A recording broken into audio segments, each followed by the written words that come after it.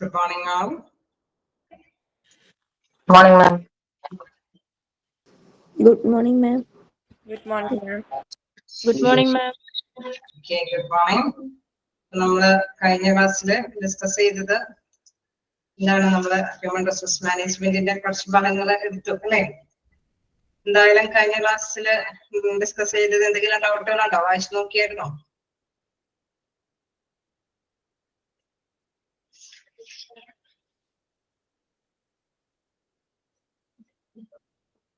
പ്രധാനമായിട്ടും എടുത്തത് നമ്മള് പേഴ്സണൽ പോളിസി അല്ലെ, അതുമായി ബന്ധപ്പെട്ട കാര്യങ്ങളാണ്. അതിന്റെ പ്രിൻസിപ്പിൾസ് വരെയാണ് എടുത്തത് അല്ലെ. Essential characteristics of A sound personal policy ഇവിടെ വരെ എടുത്തായിരുന്നു അല്ലെ. വായിച്ചു നോക്കിയായിരുന്നോ? ഓക്കെ, എന്തെങ്കിലുമൊക്കെ ഡൗട്ടുകളുണ്ടോ?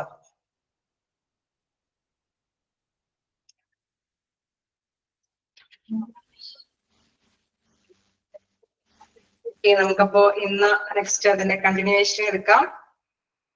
ക്ലിയർ ആണോ? ഓക്കെയാണ്.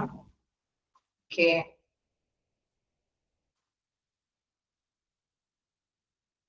അപ്പൊ നമുക്ക് നെക്സ്റ്റ് എടുക്കാനുള്ളത് ഓർഗനൈസേഷൻ സ്ട്രക്ചർ ആണ്.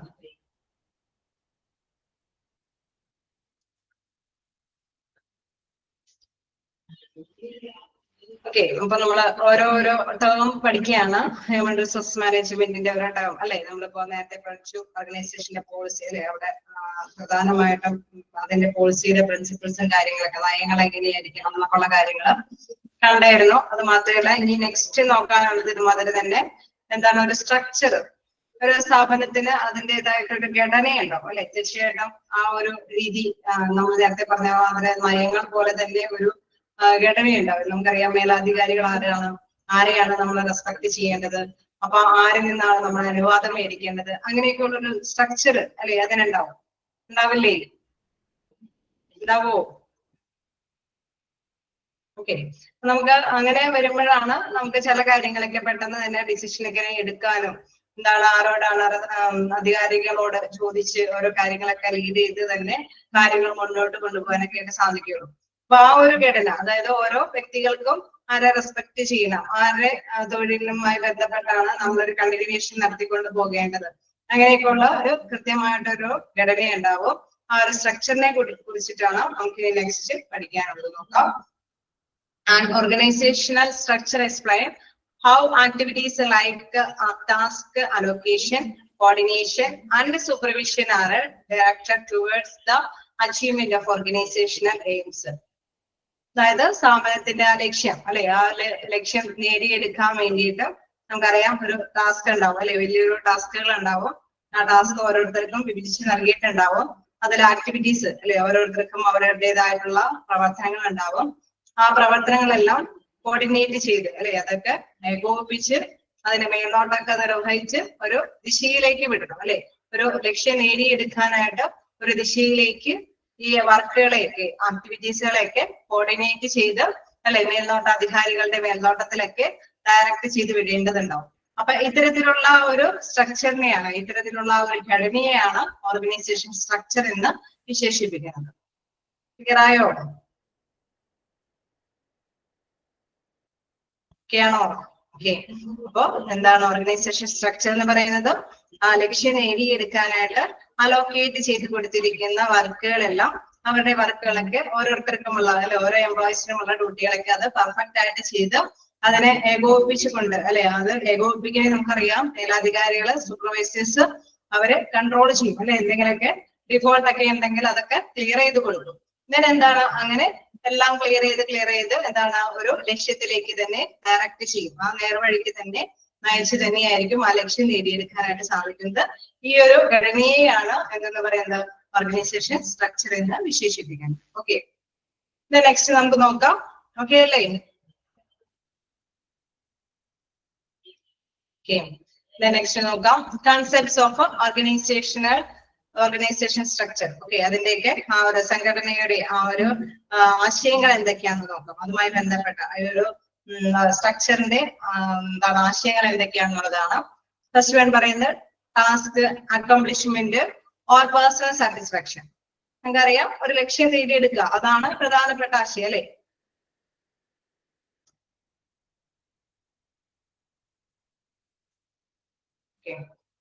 എന്താണ് task accomplishment or personal satisfaction. അപ്പൊ പ്രധാനപ്പെട്ട ഒരു ഇത് എന്ന് പറയുന്നത് നമുക്കറിയാം, ഏതൊരു ലക്ഷ്യം, ഏതൊരു സ്ഥാപനത്തിൽ, ഒരു ബിസിനസ് ആയിക്കോട്ടെ, ഒരു കമ്പനി ആയിക്കോട്ടെ, ഒരു ഫേം ആയിക്കോട്ടെ, അതിന് അതിൻ്റെതായിട്ടുള്ള ഒരു ലക്ഷ്യമുണ്ട്. ആ ലക്ഷ്യം നേടിയെടുക്കണം അല്ലെ. അത് എങ്ങനെ നേടിയെടുക്കണം എന്നുള്ളതാണ് ഇവിടെ പ്രധാനമായിട്ടും വരുന്നത്. പേഴ്സണൽ സാറ്റിസ്ഫാക്ഷൻ, അവിടെ വ്യക്തിപരമായിട്ട് തൃപ്തിയോട് കൂടിയിട്ട് എന്താണ് അക്കംപ്ലിഷ് ചെയ്യുന്നത് അല്ലെ. ടാസ്ക് അക്കംപ്ലിഷ് ചെയ്യുമ്പോൾ, നേടിയെടുക്കുമ്പോൾ അത് തൃപ്തികരമായിട്ടുള്ള രീതിയിൽ തന്നെ അക്കംപ്ലിഷ് ചെയ്യാനായിട്ടുള്ള ഒരു കൺസെപ്റ്റ്, ആശയം ഇതിൽ ഉൾക്കൊള്ളുന്നുണ്ട്. Then delegation of authority. എന്താണ് ഡെലഗേഷൻ ഓഫ് അതോറിറ്റി എന്ന് പറയുന്നത്? അധികാരങ്ങള് പങ്കുവെച്ചു കൊടുക്കുക അല്ലെ, വിട്ടുകൊടുക്കുക. എന്താണ് നമുക്കറിയാം, നമ്മൾ ഒരു അല്ലെ ഏതെങ്കിലും അധികാരികളുടെ കയ്യിൽ തന്നെ അധികാരം കേന്ദ്രീകരിച്ച് നിന്ന് കഴിഞ്ഞാൽ വീതിച്ചു കൊടുക്കുക. അധികാരം കേന്ദ്രീകരിച്ച് നിന്ന് കഴിഞ്ഞാൽ ചിലപ്പോ ചില ഡിസിഷൻസ് ഒക്കെ എടുത്തു വരുമ്പോഴേക്കും എന്താണ് ഒരുപാട് ഡിലേ വരും അല്ലെ, ഒരുപാട് കാലതാമസം വരും. അപ്പൊ അത് ഒഴിവാക്കാനായിട്ട് ഓരോ അധികാരികൾക്ക് ഓരോ അധികാരങ്ങളൊക്കെ വിട്ടുകൊടുക്കും. അങ്ങനെ വരുമ്പോഴെന്താണ് അവര് തീരുമാനങ്ങൾ എടുത്ത് അവരുടേതായിട്ടുള്ള കാര്യങ്ങളൊക്കെ പെട്ടെന്ന് അല്ലെ സമയത്തിന് നിർവഹിച്ചു പോകും. അപ്പൊ അങ്ങനെ ഉള്ള സെക്കൻഡ് കൺസെപ്റ്റ്, സെക്കൻഡ് ആശയം എന്ന് പറയുന്നത് ഡെലഗേഷൻ ഓഫ് അതോറിറ്റി ആണ്. അധികാരങ്ങള് പങ്കുവെച്ചു കൊടുക്കുക. It is the delivery by one individual to another the right to act, to take decisions, to requisition resources, to give a direction to others to act and to execute the other tasks in order to fulfill job responsibility.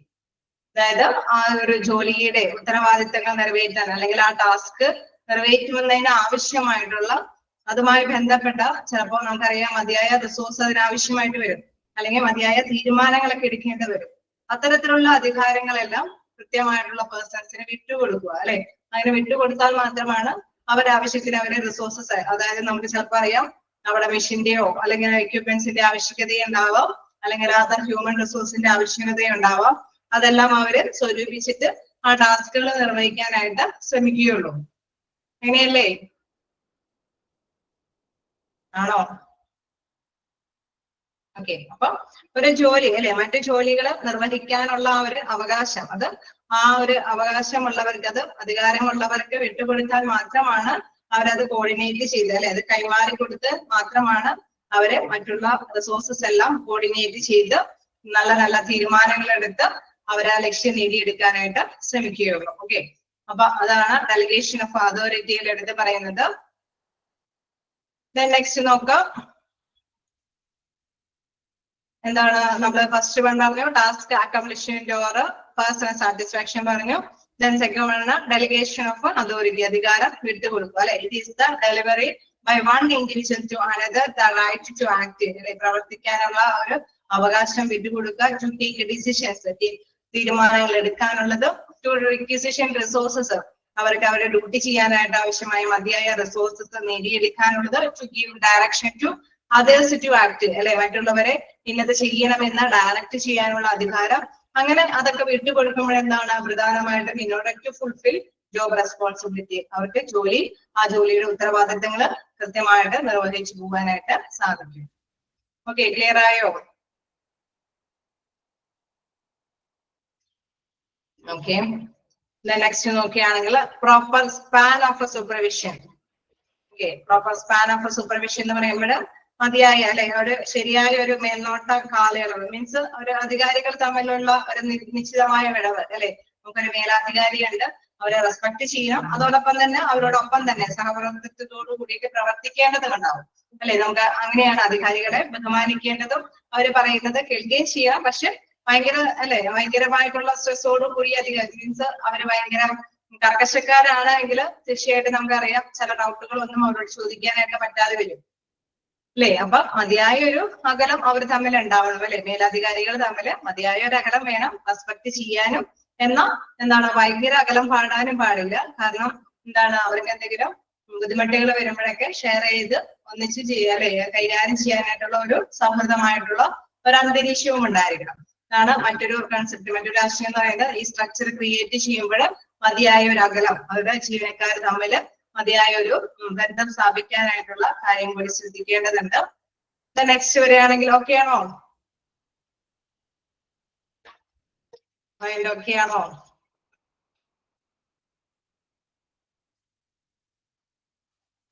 Proper span after supervision. Okay. Next നോക്കാം എന്താണ് next the degree of specialisation. എന്താണ് degree of specialisation പറയുന്നത്? അതായത് നമുക്കറിയാം ഒരു പരിമിതമായ ജോലികളെ അല്ലെ അവിടെ കൃത്യമായിട്ട് കൈകാര്യം ചെയ്തുകൊണ്ട് നൈപുണ്യമുള്ളവരാണെങ്കിൽ അവർക്ക് ആ ഡ്യൂട്ടി ചെയ്യാനായിട്ട് ഒരു പെർഫെക്ഷൻ അല്ലെ അവർക്ക് സ്പീഡിൽ തന്നെ അവരെ ഹാൻഡിൽ ചെയ്യാനായിട്ട് സാധിക്കും അല്ലെ. ഡിഗ്രി ഓഫ് സ്പെഷ്യലൈസേഷൻ നോക്കാം. എന്താണ് under specialisation limited duties are performed regularly and repetitively. അതായത് ഒരു ലിമിറ്റഡ് ആയിട്ടുള്ള ജോലികള് എന്താണ് പതിവായി അല്ലെങ്കിൽ വീണ്ടും വീണ്ടും ചെയ്യാനായിട്ട് കൊടുക്കുകയാണെങ്കിൽ from the personal point of view, specialization makes the learning of job routines easier and turns the worker into an expert in his job. അതായത് നമ്മളൊരു ജോലി എപ്പോഴും ചെയ്തുകൊണ്ടിരിക്കുകയാണെങ്കിൽ എന്താണ് അതിന്റെ പ്രത്യേകത? എന്തെങ്കിലും പ്രത്യേകത കിട്ടോ? എന്തെങ്കിലും പ്രത്യേകത കിട്ടോ? ഓക്കെ, എക്സ്പേർട്ട് ആവും അല്ലെ. അപ്പൊ നമുക്ക് സ്പീഡിൽ ചെയ്യാൻ പറ്റും അല്ലെ. അതാണ് ഫ്രം ദ പേഴ്സണൽ പോയിന്റ് അല്ലെ, വ്യക്തിപരമായിട്ടുള്ള വീക്ഷണത്തിന്റെ കോണിൽ കൂടി നോക്കിയാണെങ്കിൽ സ്പെഷ്യലൈസേഷൻ ഉണ്ടായെങ്കിൽ അല്ലെ ലേണിംഗ് നമുക്ക് ജോബ് റൊട്ടീൻ ആയിട്ട് ചെയ്യുകയാണെങ്കിൽ അത് ഈസി ആയിട്ട് ചെയ്യാനായിട്ട് സാധിക്കും. അത് മാത്രമല്ല ആ ജോബിൽ അവര് എക്സ്പേർട്ട് ആവാനായിട്ട് സാധ്യതയുണ്ട്. അപ്പൊ സ്ട്രക്ചർ കൈകാര്യം ചെയ്യുമ്പോൾ അല്ലെ ഘടന ക്രിയേറ്റ് ചെയ്യുമ്പോൾ ഈ ആശയം കൂടി ഉൾക്കൊള്ളിക്കണം. അതായത് ചെയ്യുന്ന ജോലികൾ വീണ്ടും ചെയ്യാനായിട്ടുള്ള അവസരങ്ങൾ കൊടുക്കുക അല്ലെ. അപ്പൊ അവർ ഈസി ആയിട്ട് അവർ ചെയ്യുകയും ചെയ്യും. സ്പീഡില് വർക്കില് കൂടുതൽ എക്സ്പേർട്ട് ആയതുകൊണ്ട് തന്നെ അവര് അതിൽ നല്ല നൈപുണ്യത്തോടു കൂടിയിട്ട് വർക്ക് ചെയ്യാനും സാധ്യതയുണ്ട്. ഓക്കെ, നെക്സ്റ്റ് നോക്കുമ്പോൾ communication channel should be proper. അതായത് ആശയവിനിമയത്തിന്റെ അല്ലെ ശരിയായ ദിശയിലുള്ള ആശയവിനിമയം, അതായത് പരസ്പരം കമ്മ്യൂണിക്കേറ്റ് ചെയ്യാനൊക്കെയുള്ള ആശയവിനിമയം നടത്താനുള്ള സാഹചര്യങ്ങൾ ഒരുക്കിയിട്ടുണ്ടാവണം. നമുക്കറിയാം മേലധികാരികൾ തമ്മിൽ എന്താണ് ഡയറക്ഷൻ മാത്രം നൽകുന്ന ഒരു രീതിയിലേക്ക് ആവരുത്. അവർ തമ്മിൽ പരസ്പരം യോജിച്ചുകൊണ്ട് തീരുമാനങ്ങൾ എടുക്കാനും എന്താണ് ഒന്നിച്ചു നിന്ന് തന്നെ മേൽനോട്ടം വഹിച്ച് അല്ലെ ഒന്നിച്ചു നിന്നുകൊണ്ട് തന്നെ പ്രവർത്തനങ്ങളൊക്കെ ചെയ്തു പോകാനായിട്ടുള്ള ഒരു സാഹചര്യം ഉണ്ടാവണം അല്ലെ. അപ്പൊ നല്ലൊരു കമ്മ്യൂണിക്കേഷൻ ഉണ്ടെങ്കിലാണ് വർക്കുകൾ നല്ല സംതൃപ്തിയോട് കൂടിയിട്ടും നല്ല സ്പീഡിലും അവർക്ക് നന്നായിട്ട് അല്ലെ പെർഫോം ചെയ്യാനായിട്ട് സാധിക്കുകയുള്ളൂ. അപ്പൊ ഇത്തരം കാര്യങ്ങളെല്ലാം ഇത്തരം ആശയങ്ങളെല്ലാം ഉൾക്കൊള്ളിച്ചിട്ടായിരിക്കണം സ്ട്രക്ചറുകൾ അല്ലെ ഒരു ഘടന ക്രിയേറ്റ് ചെയ്യുമ്പോൾ ശ്രദ്ധിക്കേണ്ട പ്രധാനപ്പെട്ട കൺസെപ്റ്റുകളാണ് ഈ ആശയങ്ങൾ. ഈ ആശയങ്ങളെ ബേസ് ചെയ്തിട്ടായിരിക്കണം സ്ട്രക്ചറുകൾ ക്രിയേറ്റ് ചെയ്യാനായിട്ട്. ഓക്കെ, ക്ലിയർ ആയോ? ജസ്റ്റ് വായിച്ചു നോക്കാം.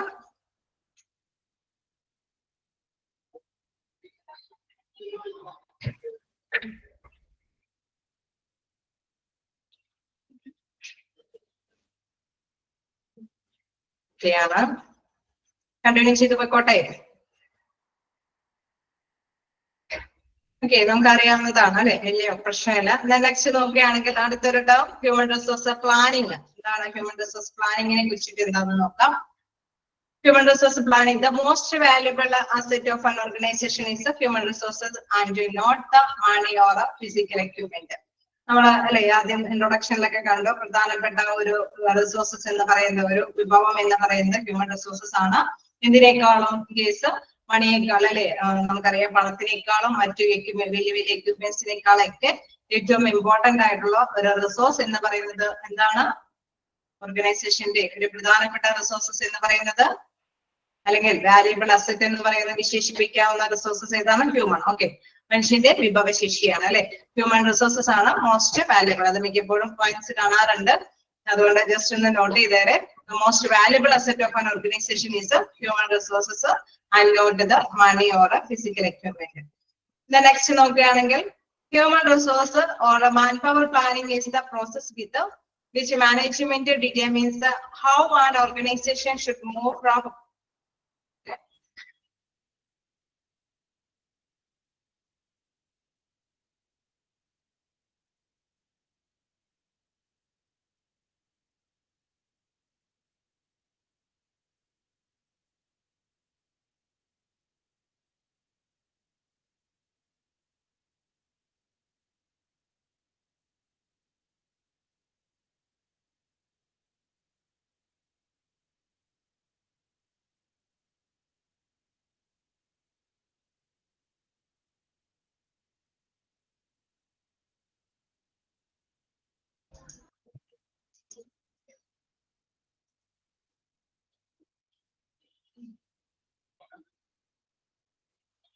ഓക്കെ. അപ്പൊ നമ്മള് പറഞ്ഞു നിർത്തിയത് എവിടെയാണ്? ഹ്യൂമൻ റിസോഴ്സ് പ്ലാനിങ് അല്ലെ, ദ മോസ്റ്റ് വാല്യുബിൾ. നമ്മൾ പറഞ്ഞു എന്താണ് ഏറ്റവും പ്രധാനപ്പെട്ടത് അല്ലെ, ഒരു മണിയേക്കാളും ഫിസിക്കൽ ആയിട്ടുള്ള എക്യുപ്മെന്റ്സിനേക്കാളൊക്കെ ഏറ്റവും പ്രധാനപ്പെട്ടതാണ് human resources. Human resources or man power planning is the process with which a management determines how an organization should move from its current manpower position to its desired manpower position. അതായത് നമുക്കറിയാം, ഒരു അല്ലെ നിലവിലെ ചിലപ്പോ അല്ലെ ഏതൊരു സ്ഥാപനത്തിലും നമ്മുടെ workers duty ചെയ്യുന്നുണ്ടാവും, ഉണ്ടാവില്ലേ? ഉണ്ടാവോ അല്ലെ? ഒരു ഓക്കെ. അപ്പൊ അതിനിടയിൽ ചിലപ്പോ എന്താണ് വേക്കൻസികൾ വരാൻ സാധ്യതകളുണ്ട് അല്ലെ. നമ്മളിപ്പോ ഒരു ജോലി സ്ഥാപനത്തില് വർക്ക് ചെയ്യുന്നതിനൊപ്പം തന്നെ ചിലരൊക്കെ ലീവായിട്ട് പോകാനായിട്ടുള്ള സാധ്യതകളുണ്ട്. അതോടൊപ്പം തന്നെ ചിലപ്പോൾ നമുക്കറിയാം റിട്ടയർമെന്റ് ടൈം ഒക്കെ ആകുമ്പോഴും വേക്കൻസികൾ വരാനായിട്ടുള്ള സാധ്യതയുണ്ട്. ഇൻ കേസ് പുതിയ ഒരു ഡെവലപ്മെന്റ് ഒക്കെ അല്ലെ ആ സ്ഥാപനം തന്നെ വികസിപ്പിച്ചു കൊണ്ടുവരുവാണെങ്കിലും എന്താണ് വേക്കൻസികൾ വരാനായിട്ടുള്ള സാധ്യതയുണ്ട്. ഉണ്ടാവില്ലേ? അങ്ങനെ മൂന്നാല് സാഹചര്യങ്ങൾ ഉണ്ടാവില്ലേ? അല്ലേ? ഓക്കെ. അതായത് നമ്മൾ സ്ഥാപനത്തിലെ വർക്ക് ചെയ്ത് അല്ലെ എവിടെയാണെങ്കിലും ഏതൊരു സ്ഥാപനത്തിലാണെങ്കിലും അവിടെ എന്താണ് നമ്മളെല്ലാവരും കൂടുതൽ പഠിച്ചിരിക്കുന്നത് അല്ലെ, നമ്മൾ കുറെ സിദ്ധികൾ നേടുന്നത് വേക്കൻസികൾ വരുമ്പോൾ കയറാൻ അല്ലെ. അപ്പൊ അതിന് ഓപ്പർച്യൂണിറ്റീസ് തീർച്ചയായിട്ടും ഉണ്ടാവുന്നത് ഈ 3 കാര്യങ്ങളിലൂടെയാണ് അല്ലെ.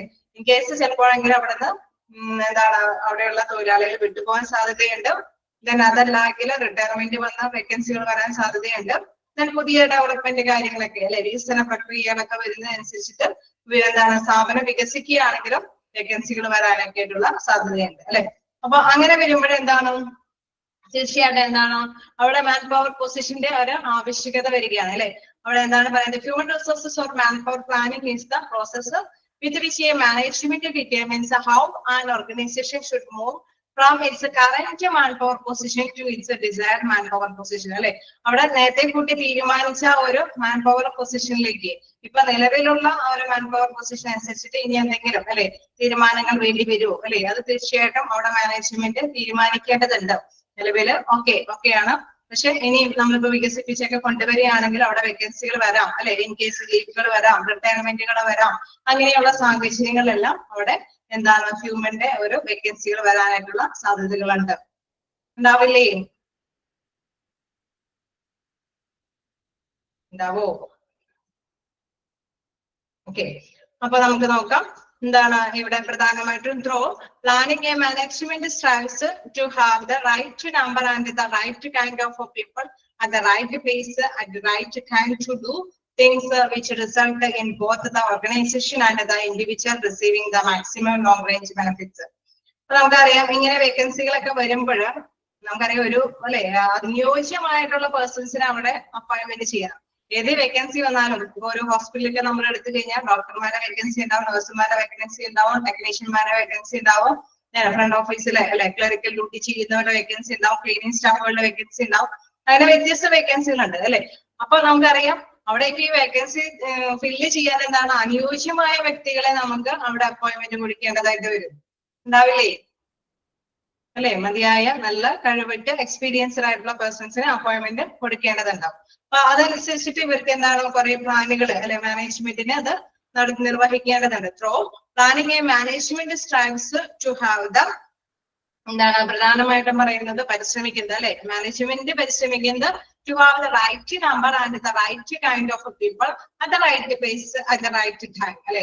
ഏത് സമയത്താണ് അവിടെ വേക്കൻസി വരുന്നത് ആ സമയത്ത് തന്നെ കൃത്യമായിട്ടുള്ള പ്ലേസില് കൃത്യമായിട്ടുള്ള പേഴ്സൺ അല്ലെ, നല്ല അതിന് അനുയോജ്യമായിട്ടുള്ള പേഴ്സൺസിന് ചിലപ്പോൾ എത്ര നമ്പർ വേക്കൻസി വന്നാലും അതിന് മതിയായ പേഴ്സൺസിന് അവിടെ അപ്പോയിന്റ്മെന്റ് മാനേജ്മെന്റിന് അവിടെ അവർക്ക് അപ്പോയിന്റ്മെന്റ്സ് കൊടുക്കേണ്ടതുണ്ട് അല്ലെ. Which result in both the organisation. അങ്ങനെ അപ്പോയിന്റ്മെന്റ് കൊടുക്കുകയാണെങ്കിൽ തീർച്ചയായിട്ടും ഇതിന്റെ പ്രത്യേകത മതിയായി ഇപ്പൊ നമുക്ക് അനുയോജ്യമായിട്ടുള്ള ഒരു തൊഴിലാണ് നമുക്ക് കിട്ടുന്നതെങ്കിൽ നമ്മൾ എന്താണ് നമ്മൾ സാറ്റിസ്ഫൈഡോട് കൂടി ജോലി ചെയ്യും അല്ലെ. നമുക്ക് തൃപ്തികരമായിട്ട് ജോലി ചെയ്യാനും പറ്റും, നമുക്ക് ഏർണിങ്സ് നേടിയെടുക്കാൻ സാധിക്കും. നമ്മൾ അനുയോജ്യമായിട്ടുള്ള തൊഴിലാണ് ചെയ്യുന്നതെങ്കിൽ തീർച്ചയായിട്ടും ഓർഗനൈസേഷനും അത് ബെനിഫിറ്റ് ആണ് അല്ലെ. അവർക്കും എന്താണ് അനുയോജ്യമായ ഒരു പേഴ്സണെ കിട്ടി.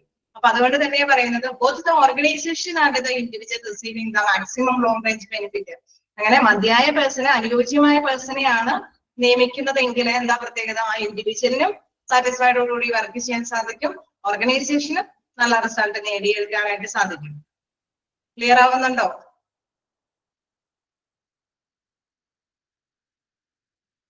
ഓക്കെ, അപ്പൊ എന്താണ് അവിടെ പ്ലാൻ ചെയ്യുമ്പോൾ പല രീതിയിൽ അല്ലെ, അവിടെ ഹ്യൂമൻ റിസോഴ്സസിന്റെ പ്ലാനിങ് വരുമ്പോൾ എന്താണ് മതിയായ രീതിയിൽ തന്നെ ആസൂത്രണം നിർവഹിക്കേണ്ടതായിട്ട് വരും അല്ലെ, ആലോചിക്കേണ്ടതായിട്ട് വരും. വേക്കൻസികൾ എങ്ങനെയൊക്കെ വരാം അല്ലെ, വേക്കൻസികൾ വന്നു കഴിഞ്ഞാൽ എങ്ങനെ നികുതി നികത്തണം, അതിന് അനുയോജ്യമായിട്ടുള്ള പേഴ്സൺസിനെ നമ്മൾ കണ്ടെത്തേണ്ടതുണ്ട്. മാനേജ്മെന്റിന്റെ അടിസ്ഥാനത്തിൽ നോക്കുകയാണെങ്കിൽ അവർക്ക് കൃത്യമായിട്ടുള്ള പ്ലേസിൽ കൃത്യമായിട്ടുള്ള എണ്ണം അല്ലെ, നമ്പേഴ്സിന്റെ അടിസ്ഥാനത്തിൽ തന്നെ അനുയോജ്യമായ പേഴ്സൺസിനെ കണ്ടെത്തണം. അങ്ങനെ കൃത്യമായിട്ടുള്ള പേഴ്സൺസിനെയാണ് അപ്പോയിന്റ്മെന്റ് ചെയ്യുന്നതെങ്കിൽ തീർച്ചയായിട്ടും അവിടെ രണ്ടു കൂട്ടർക്കും ഇരു കൂട്ടർക്കും നല്ലതാണ് അല്ലെ, അവിടെ ജോലി ചെയ്യാൻ പോകുന്ന വ്യക്തികളും സാറ്റിസ്ഫൈഡ് ആയിരിക്കും. കാരണം അനുയോജ്യമായിട്ടുള്ള ജോലിയാണ് കിട്ടിയിരിക്കുന്നത്.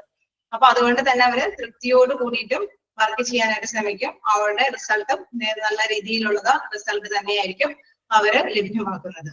അത് മാത്രമല്ല, ഓർഗനൈസേഷനും ഇവര് നല്ല രീതിയിലുള്ള റിസൾട്ട് ലഭ്യമാക്കുന്നത് കൊണ്ട് തന്നെ ഓർഗനൈസേഷനും നല്ലൊരു ഗുണം തന്നെയാണ് അതുമായി ബന്ധപ്പെട്ട് ലഭ്യമാകുന്നത്. ഓക്കെ, അതാണ് അവിടെ പറയുന്നത് മാക്സിമം ലോങ് റേഞ്ച് ബെനിഫിറ്റ് അല്ലെ, അവിടെ ദീർഘനാളത്തേക്ക് നല്ലൊരു ബെനിഫിറ്റ് ഇരു കൂട്ടർക്ക് നേടിയെടുക്കാനായിട്ട് സാധിക്കും കറക്റ്റ് പൊസിഷനിൽ കറക്റ്റ് പേഴ്സണെയാണ് നിയമിക്കുന്നതെങ്കിൽ. ഓക്കെ, ക്ലിയർ അല്ലേ?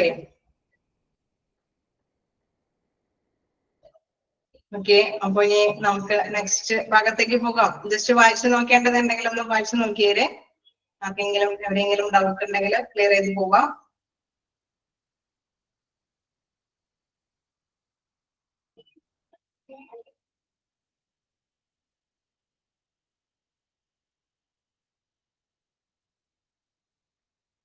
ഓക്കെ ആണ്.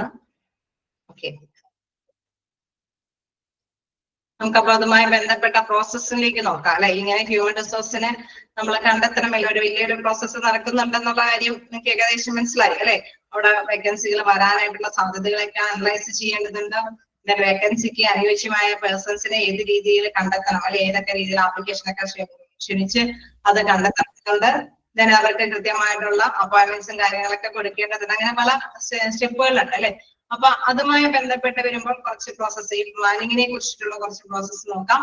It is a multi step process. Planning എന്ന് പറയുന്നത് എന്താണ്? അപ്പോൾ മൾട്ടി സ്റ്റെപ്പ് പ്രോസസ് ആണ്.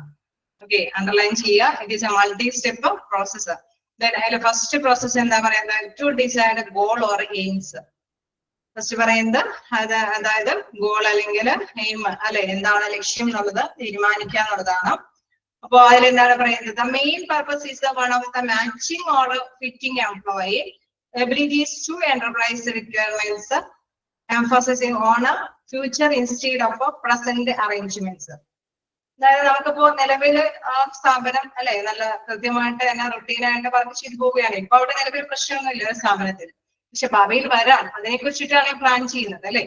അങ്ങനെ വരുമ്പോൾ തീർച്ചയായിട്ടും അല്ലെ എന്റർപ്രൈസിന്റെ വിഭവശേഷി പൊരുത്തപ്പെടുന്നതുമായി ബന്ധപ്പെട്ട് ക്ലിയർ ആവുന്നില്ലേ? എന്തെങ്കിലും ഡൗട്ടുകളുണ്ടോ?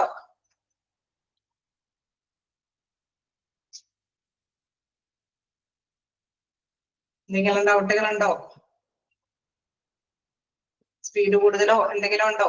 ഇല്ല. ഓക്കെ, അപ്പൊ അല്ല, ഞാൻ ഒരു ഇമേജ് കണ്ടാണ് ചോദിച്ചതാണ് ഡൗട്ട് ആയിട്ടാണോ എന്നുള്ളത്. ഓക്കെ, പ്രശ്നമില്ല, നിങ്ങൾക്ക് കണ്ടിന്യൂ ചെയ്യാൻ പറ്റുന്നുണ്ട്. ഓക്കെ, അപ്പൊ നമുക്ക് പോവാം. എന്താണ് എന്റർപ്രൈസിന്റെ പ്രത്യേകത? എന്താണ്? ഒരു സ്ഥാപനത്തിനെ സംബന്ധിച്ച് നോക്കുകയാണെങ്കിൽ വിഭവശേഷി പൊരുത്തപ്പെടുന്നതാണോ അല്ലെ, അത് പ്രസന്റ് ആയിട്ടുള്ള അല്ലെ അനുയോജ്യമായിട്ടുള്ള കഴിവുകളുള്ള ഭാവിയിൽ അതിന് പറ്റിയ അനുകൂലമായിട്ടുള്ള വ്യക്തികളെയാണ് നമ്മൾ കണ്ടെത്തേണ്ടത് അല്ലെ. നിലവില് എന്താണ് ആ സ്ഥാപനം ജോലിക്കാരെ കൊണ്ട് നിറഞ്ഞ് ഒരു ജോലി ചെയ്ത് പോകുന്നുണ്ട്.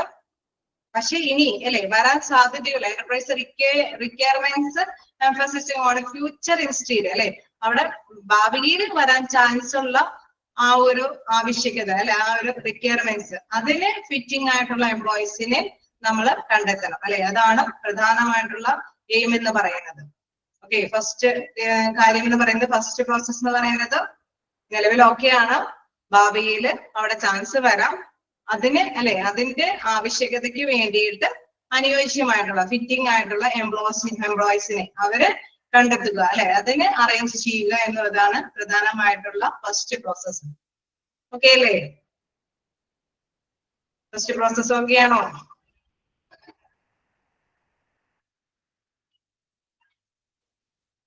ഓക്കെ, അപ്പൊ നമുക്ക് ഇനി ഇതിന് വേണ്ടിയിട്ട് എന്താണ് അവര് കുറച്ച് സ്റ്റെപ്പിലേക്ക് പോകും അല്ലെ. To estimate future organisation structure and man power needs. അപ്പൊ അതിന് വേണ്ടിയിട്ട് അവരെന്താണ് ഒരു എസ്റ്റിമേറ്റ് തയ്യാറാക്കും. ഭാവിയിൽ വരാൻ സാധ്യതയുള്ള മാൻ പവർ അല്ലെ, അവിടെ വേക്കൻസികൾ വരാൻ സാധ്യതയുള്ള ആവശ്യമായിട്ടുള്ള ജോലിക്കാരുടെ ഒരു സ്ട്രക്ചർ അവിടെ തയ്യാറാക്കും. എത്രത്തോളം അല്ലെ, നമ്മളിപ്പോ കണ്ടു വലിയ വലിയ ഓർഗനൈസേഷൻ, ഇൻ കേസ് ഹോസ്പിറ്റലൊക്കെ ആണെങ്കിൽ തന്നെ ഒരുപാട് തലങ്ങളിൽ ജോലി ചെയ്യുന്നവരുണ്ട് അല്ലെ. ക്ലിനിക് സ്റ്റാഫുകള്, നമ്മൾ നേരത്തെ പറഞ്ഞ ടെക്നിക്കല്, നഴ്സിംഗ്, അങ്ങനെ വ്യത്യസ്ത മേഖലകളിൽ തട്ടുകളായിട്ട് തന്നെ ജോലി ചെയ്യുന്നവരുണ്ട്. അപ്പൊ അവിടെയൊക്കെ എവിടെയൊക്കെ വേക്കൻസികൾ വരാം അല്ലെ, അതിനനുസരിച്ചിട്ടുള്ള ഒരു എസ്റ്റിമേറ്റ് തയ്യാറാക്കുന്നു. The management must evaluate the structure of organization at a given point in time. അല്ലെ, ഒരു നിശ്ചിത സമയത്തിനുള്ളിലാണ് ഇത്ര വേക്കൻസികൾ വരാം അല്ലെ, അത് മനസ്സിലാക്കിയിട്ട് അതിനെ വിലയിരുത്തുകയാണ് അവിടെ ചെയ്യുന്നത്.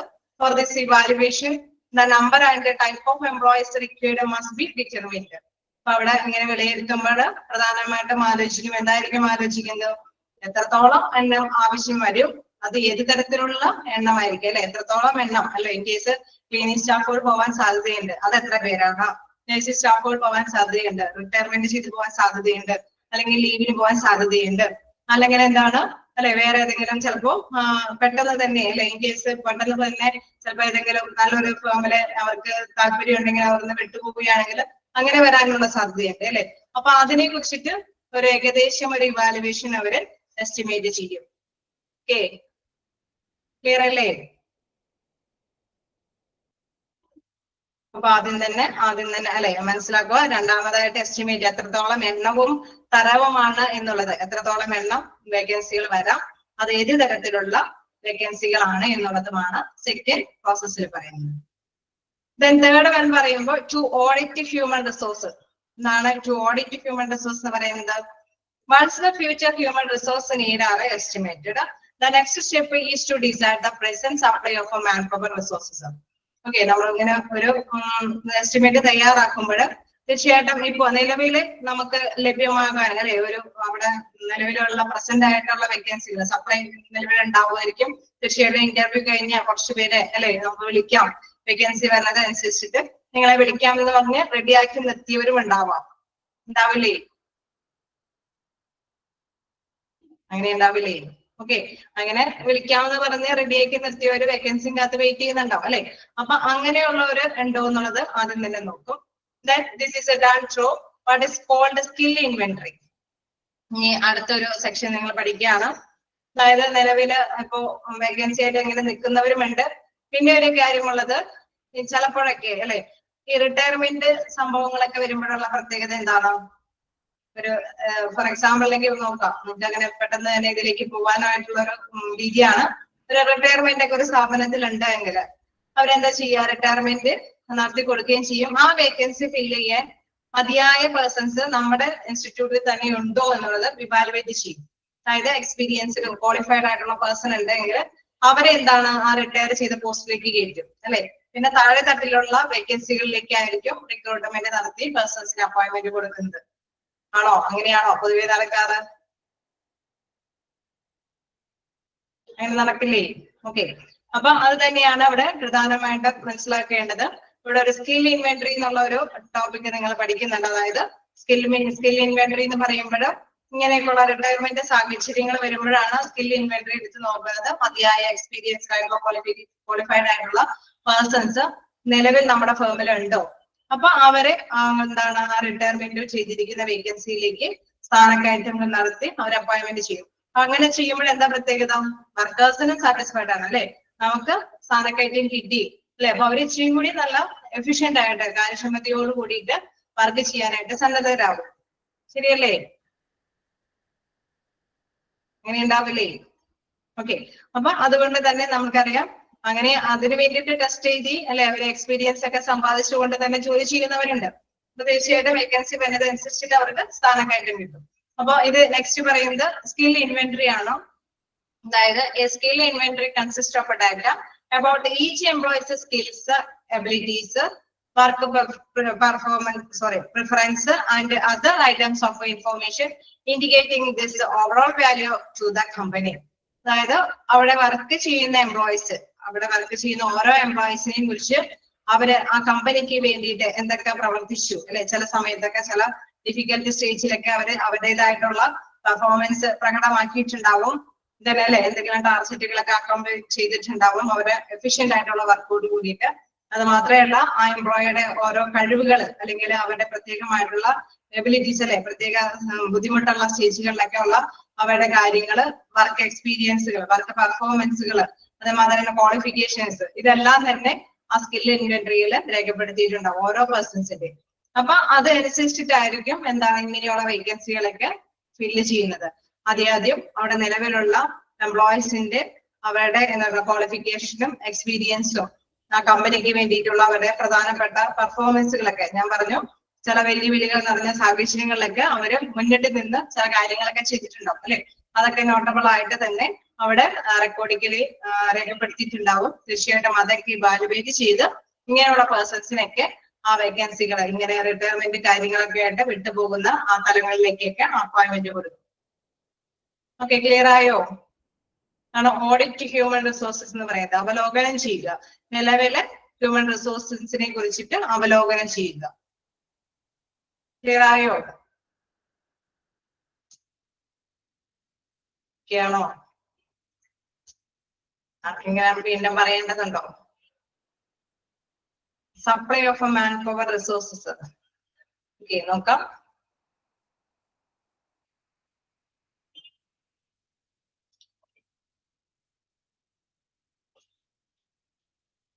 Supply of man power resources എന്ന് പറയുന്നത് ഡിസൈഡ് ദ പ്രസന്റ് അല്ലെ, present supply of man power resources. അതായത് തീരുമാനിക്കുക, നമ്മൾക്ക് തന്നെ സപ്ലൈ ചെയ്യാനായിട്ട് വിതരണം ചെയ്യാൻ പറ്റുമോ എന്ന് തീരുമാനിക്കുക. നമ്മളിപ്പോ പറഞ്ഞ മാതിരി സ്കിൽ ഇൻവെന്ററി എടുത്തിട്ട് അതില് മതിയായ പേഴ്സൺസ്, ഈ പറഞ്ഞ അല്ലെ നമ്മുടെ മേലധികാരികള് റിട്ടയർ ചെയ്ത് പോകുമ്പോൾ അവർക്ക് അനുയോജ്യമായ പേഴ്സൺസ് ഉണ്ടോ? ചിലർക്ക് ചില സ്ഥാപനങ്ങളിൽ ചിലപ്പോൾ എന്തായാലും വരില്ല അല്ലെ, ക്വാളിഫിക്കേഷൻ അവർക്ക് ചിലപ്പോൾ ഒരു പക്ഷെ എക്സ്പീരിയൻസ് ഉണ്ടെങ്കിൽ കൂടി അവർ ക്വാളിഫൈഡ് ആവില്ല. അപ്പൊ അവർക്ക് അപ്പോയിന്റ്മെന്റ്സ് കൊടുക്കാൻ സാധിക്കില്ല, ഉണ്ടാവില്ലേ? അപ്പൊ പുറത്തുനിന്ന് തന്നെ ചിലപ്പോൾ റിക്രൂട്ട് ചെയ്ത് തന്നെ അവിടെ അപ്പോയിന്റ്മെന്റ് കൊടുക്കേണ്ടതായിട്ട് വരും. മതിയായ ക്വാളിഫിക്കേഷനും മതിയായ എക്സ്പീരിയൻസ്ഡ് ആയിട്ടുള്ള പേഴ്സണെ മാത്രമാണ് മേലധികാരികളൊക്കെ ഇങ്ങനെ റിട്ടയർ ചെയ്ത് പോകുമ്പോൾ അപ്പോയിന്റ്മെന്റ് കൊടുക്കാനായിട്ട് സാധിക്കുകയുള്ളൂ. ക്ലിയർ ആയോ? അതാണ് present supply of man power. Okay, അപ്പൊ നിലവില് നമ്മള് ആ ഒരു സ്കിൽ ഇൻവെന്ററി നടത്തിയിട്ട് നമുക്ക് അതിൽ നിന്ന് സപ്ലൈ ചെയ്യാൻ പറ്റുമോ എന്നുള്ളത് ആദ്യം മനസ്സിലാക്കും. കേസ് പറ്റുകയാണെങ്കിൽ ആ രീതിയിൽ തന്നെ ആ വേക്കൻസികൾ ഫില്ല് ചെയ്യാനായിട്ട് ശ്രമിക്കും. then എന്താണ് താഴെ തട്ടിലുള്ള അല്ലെ നമുക്ക് ലോ പോസ്റ്റിലുള്ള വേക്കൻസികൾക്ക് വേണ്ടിയിട്ട് റിക്രൂട്ട്മെന്റും കാര്യങ്ങളൊക്കെ നടത്തും. ഇൻ കേസ് നമ്മുടെ ഓഫീസിൽ അല്ലെങ്കിൽ നമ്മുടെ ഓർഗനൈസേഷനിൽ മതിയായ പേഴ്സൺസ് ഇല്ല എങ്കിൽ തീർച്ചയായിട്ടും ആ വേക്കൻസി ഫില്ല് ചെയ്യാനായിട്ട് എന്താണ് മറ്റു പുറത്തു നിന്ന് തന്നെ ആപ്ലിക്കേഷൻസ് ക്ഷണിക്കേണ്ടതായിട്ടുണ്ട്. ഓക്കെ, ക്ലിയർ അല്ലേ? ഓക്കെ ആണോ? 7 പോയിന്റ് വരെ ഓക്കെ ആണോ? ഓക്കെ, നെക്സ്റ്റ് നോക്കാം. 4th പോയിന്റിലേക്ക് പോകാം. To plan job requirements and job descriptions. അപ്പൊ അടുത്തതിലേക്ക് പോകുമ്പോൾ അവിടെ ജോബ് റിക്വയർമെന്റ്സും ജോബ് ഡിസ്ക്രിപ്ഷനുമാണ് നോക്കുക. After taken a decision on how many persons would be needed, it is necessary to prepare a job analysis recording details of training, skills, qualification, abilities, experiences and responsibilities etc. Okay, നമ്മളിപ്പോ ഒരുപാട് പേഴ്സൺസിന്റെ അവിടെ വേക്കൻസികൾ വരുന്നുണ്ട് എന്ന് അല്ലെ നമ്മൾ മനസ്സിലാക്കുകയാണെങ്കിൽ after taken a decision on how many, എത്രത്തോളം പേഴ്സൺസ് അവിടെ ആവശ്യമാണ് എന്നുള്ളതാണ് ആദ്യം വിലയിരുത്തുന്നത്. ഇതിലെ ജോബ് റിക്വയർമെന്റ്സ് ആൻഡ് ജോബ് ഡിസ്ക്രിപ്ഷനിൽ it is necessary prepare a job analysis അല്ലെ, അവിടെ ജോബിനെ കുറിച്ചിട്ട് വിലയിരുത്തേണ്ടതുണ്ട്. എന്താണ് recording details, training, skills, qualification, ആ ജോബുമായി ബന്ധപ്പെട്ട കഴിവുകൾ അല്ലെങ്കിൽ ക്വാളിഫിക്കേഷന് അനുയോജ്യമായ എക്സ്പീരിയൻസ് അല്ലെ, ട്രെയിനിങ് ഒക്കെ അതിൻ്റെതായിട്ടുള്ള എബിലിറ്റീസുകൾ അല്ലെ, അത് ആ ഡ്യൂട്ടി ചെയ്യുന്നതിന് ആവശ്യമായിട്ടുള്ള പ്രത്യേകമായിട്ടുള്ള കഴിവുകൾ അല്ലെങ്കിൽ ആ ഒരു ഡ്യൂട്ടിയുമായി ബന്ധപ്പെട്ട ഉത്തരവാദിത്തങ്ങൾ, ഇതിനെല്ലാം കുറിച്ചിട്ട് അനലൈസ് ചെയ്യുന്നത് അല്ലെ, വിലയിരുത്തേണ്ടതുണ്ട്. Which are needed for A job. Then job analysis include the preparation of a job descriptions and job specifications. അതായത് ഇങ്ങനെയുള്ള ഈ ജോബ് വിലയിരുത്തൽ അല്ലെ, ഈ ജോലിയെ കുറിച്ചിട്ടുള്ള ഈ വിലയിരുത്തൽ വരുമ്പോൾ അത് പ്രധാനമായിട്ടും ജോബ് ഡിസ്ക്രിപ്ഷനും ജോബ് സ്പെസിഫിക്കേഷനും നോക്കി പോകുന്നുണ്ട്. അതായത് എന്താണെന്ന് നമുക്ക് ജോബ് ഡിസ്ക്രിപ്ഷനും ജോബ് സ്പെസിഫിക്കേഷൻ എന്താണെന്ന് നോക്കാം. അതുകൂടി കഴിഞ്ഞിട്ട് അനലൈസിലേക്ക് വരാം. ഓക്കെ, അവിടെ നോക്കാം. Job analyse. Job analyse is the process of determining and recording of all relevant information about a particular job, including the task involved, the knowledge and skill needed to perform the job, the responsibilities attached to the job, and the abilities required to the job to perform the job successfully. അതായത് ഒരു ജോലിയുമായി ബന്ധപ്പെട്ട് അല്ലെ, in case ഈ ഒരു ജോലി അല്ലെ, ഇപ്പൊ നമ്മളൊരു നഴ്സിംഗ് ജോലിയാണ്. ആ നഴ്സിംഗ് ജോലിയാണെങ്കിൽ ആ നഴ്സിംഗ് ജോലിയുടെ റെസ്പോൺസിബിലിറ്റി, ഉത്തരവാദിത്തങ്ങൾ എന്തൊക്കെയാണ്, അല്ലെങ്കിൽ എന്തൊക്കെ ടാസ്കുകൾ കൈകാര്യം ചെയ്യേണ്ടതുണ്ട് അല്ലെ, എന്തൊക്കെ കഴിവുകൾ വേണം, അതല്ലെങ്കിൽ എന്തൊക്കെ അറിവുകൾ വേണം, എന്തൊക്കെ ക്വാളിഫിക്കേഷൻ വേണം, ആ ഒരു പ്രത്യേക പർട്ടിക്കുലർ ജോബുമായി ബന്ധപ്പെട്ട ഡീറ്റെയിൽസ് ക്ലിയർ ആവുന്നുണ്ടോ? ഈ പോയിന്റ് മൊത്തം കഴിഞ്ഞിട്ട് നമുക്ക് ഒന്നുകൂടി എക്സ്പ്ലെയിൻ ചെയ്യാം. ജസ്റ്റ് ഒന്ന് മനസ്സിലാക്കുക. ഒരു ജോലി എന്ന് പറയുമ്പോൾ നമുക്കറിയാം വ്യത്യസ്ത ജോലികളുണ്ട് അല്ലെ. ആ ഒരു ജോബുമായി റിലേറ്റഡ് ആയിട്ട് പല ഉത്തരവാദിത്തങ്ങളുണ്ട്. നമുക്കറിയാം ചില ജോലിക്ക് ഒരുപാട് ഉത്തരവാദിത്തങ്ങൾ ഉണ്ടാവണമെന്നില്ല അല്ലെ, ആ ഡ്യൂട്ടി അതിന്റെ ചെയ്താൽ മതി. പക്ഷെ ചില ജോലി എന്ന് പറയുമ്പോൾ വർക്കിനേക്കാൾ കൂടുതൽ അവിടെ എന്താണ് റെസ്പോൺസിബിലിറ്റി കൂടുതലാണ് അല്ലെ, പല കാര്യങ്ങളുമായി ഉത്തരവാദിത്തപ്പെട്ട. ഇൻ കേസ് ഫിനാൻഷ്യൽ ആയിട്ടുള്ള ഒരു റിസ്ക് ഒക്കെ എടുക്കുന്നവരാണെങ്കിൽ നമുക്കറിയാം അവിടെ കുറച്ച് ബേർഡൻ ആയിട്ടുള്ള ഒരു റെസ്പോൺസിബിലിറ്റി വരുന്നുണ്ട് അല്ലെ. കൃത്യമായിട്ടുള്ള കണക്കുകളെല്ലാം ഇൻ കേസ് അത് മാറിപ്പോയി കഴിഞ്ഞാൽ തന്നെ നമുക്കറിയാം നഷ്ടങ്ങൾ സംഭവിക്കും അല്ലെ. അത് മാത്രമേ തന്നെ ഏത് കാര്യത്തിലും ഇൻ കേസ് ഏത് ജോലിയും അതിന്റെ പ്രധാനപ്പെട്ട വശമുണ്ട് അല്ലെ. ഇപ്പൊ നഴ്സിംഗ് ആണെങ്കിൽ നമുക്കറിയാം ട്രീറ്റ്മെന്റ് ചെയ്യുന്നവരൊക്കെ എന്തെങ്കിലും ഭാഗപ്പഴങ്ങൾ വന്നാലും റിസ്ക് തന്നെയാണ്. അപ്പൊ ഏത് ജോലിക്കും അതിൻ്റെതായ റെസ്പോൺസിബിലിറ്റി ഉണ്ട്. അത് ചെയ്യണമെങ്കിൽ പല ടാസ്കുകളെ അല്ലെ, പല കടമകൾ നിർവഹിച്ച് മാത്രമാണ് അത് ചെയ്യാനായിട്ട് സാധിക്കുകയുള്ളൂ. അതിന് അതിൻ്റെതായിട്ടുള്ള സ്കിൽ ആവശ്യമാണ്, നോളജ് ആവശ്യമാണ്, ക്വാളിഫിക്കേഷൻ ആവശ്യമാണ് അല്ലെ.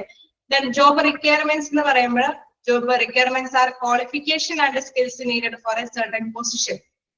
അവിടെ എടുത്തു പറയുന്ന ഒരു കാര്യം എന്ന് പറയുന്നത് ഇത്ര റെസ്പോൺസിബിലിറ്റിയോ ഇത്രയോ ടാസ്കുകളൊക്കെ ചെയ്യണമെന്നുള്ള പ്രധാനപ്പെട്ട കാര്യമല്ല. പ്രധാനമായിട്ടും പറയുന്നത് അത് എത്ര ക്വാളിഫിക്കേഷൻ അല്ലെ, നമ്മളിപ്പോ അക്കാദമിക് ക്വാളിഫിക്കേഷനെ ബേസ് ചെയ്തിട്ടുള്ള ഒരു അപ്പോയിന്റ്മെന്റ്സ് അല്ലെ, അതിന്റെ ആവശ്യകത. ചിലപ്പോൾ ഒരു പക്ഷേ നമ്മൾക്ക് ജസ്റ്റ് എന്താണ് ക്വാളിഫിക്കേഷൻ മാത്രം മതിയാകും.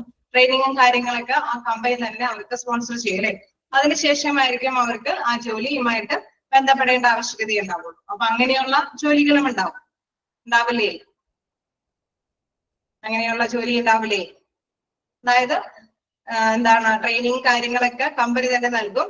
ദെൻ അവരുടെ ആ ഒരു 3-4 മാസത്തേക്കുള്ള ട്രെയിനിങ് പീരിയഡിന് ശേഷമായിരിക്കും അത് നന്നായിട്ട് തന്നെ ഫിനിഷ് ചെയ്യുക അല്ലെ, നന്നായിട്ട് തന്നെ കൈകാര്യം ചെയ്യാനും മാത്രമാണ് അവർക്ക് അപ്പോയിന്റ്മെന്റ്സ് കൊടുക്കുകയുള്ളൂ അല്ലെ, ആ ഒരു പീരീഡ്. ഓക്കെ, അപ്പൊ അങ്ങനെയുള്ള കാര്യങ്ങൾ അല്ലെ ജോബ് റിക്വയർമെന്റ്സ്. ഇൻ കേസ് ആ ക്വാളിഫിക്കേഷനും സ്കിൽസിന്റെയും മാത്രം ജസ്റ്റ് ആവശ്യകത വരുന്നുള്ളൂ. ജോബ് ഡിസ്ക്രിപ്ഷൻ എന്ന് പറയുമ്പോൾ ജോബ് ഡിസ്ക്രിപ്ഷൻ ഓർ JD, അതായത് ഒരു ഷോർട്ട് ഫോം ആണ്. is a written account that narrate the general task or other related duties and responsibility of a position. നമ്മുടെ ഡിസ്ക്രിപ്ഷൻ എന്ന് പറയുമ്പോൾ ഒരു വിവരണമാണ്. അതായത് ഇന്ന ഡ്യൂട്ടികൾ ചെയ്യണം, ഇന്ന ഉത്തരവാദിത്തങ്ങൾ ഈ പൊസിഷനുമായി ബന്ധപ്പെട്ട അങ്ങനെയൊക്കെയുള്ള വിവരണമാണ്. അപ്പൊ ജോബ് ഡിസ്ക്രിപ്ഷനും ജോബ് റിക്വയർമെന്റ്സും ഇതെല്ലാം വാലുവേറ്റ് ചെയ്താണ് ജോബ് അനലൈസ് അല്ലെ, ജോബിനെ കുറിച്ചിട്ട് വിലയിരുത്തുന്നത്.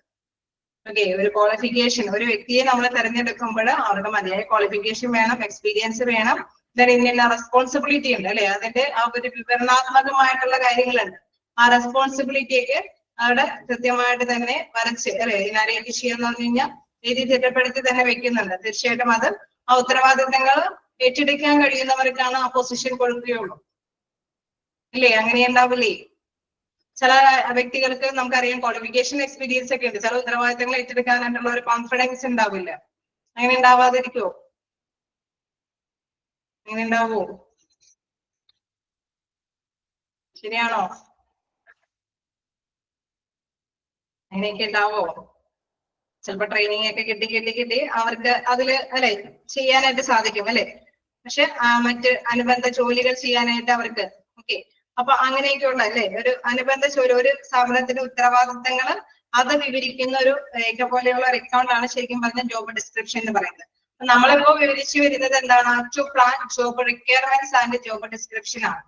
അതായത് അതിന്റെ ജോബിന്റെ ആ ഒരു ആവശ്യകത വരുമ്പോൾ നമ്മള് മതിയായ രീതിയിലുള്ള സ്കില്ലും കാര്യങ്ങളും റെസ്പോൺസിബിലിറ്റി അല്ലെങ്കിൽ ക്വാളിഫിക്കേഷൻ ഇതെല്ലാം എന്താണ് ഒരു ജോബ് വിലയിരുത്തുമ്പോഴുണ്ട്.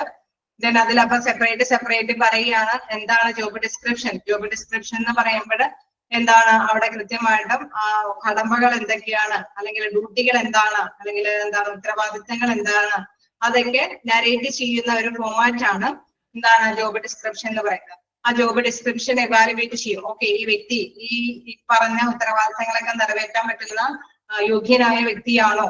ദെൻ അതേമാതിരി തന്നെ ജോബ് റിക്വയർമെന്റ്സ്, ഓക്കെ ഈ ക്വാളിഫിക്കേഷൻ ഒക്കെ ഇദ്ദേഹത്തിന് ഉണ്ടോ.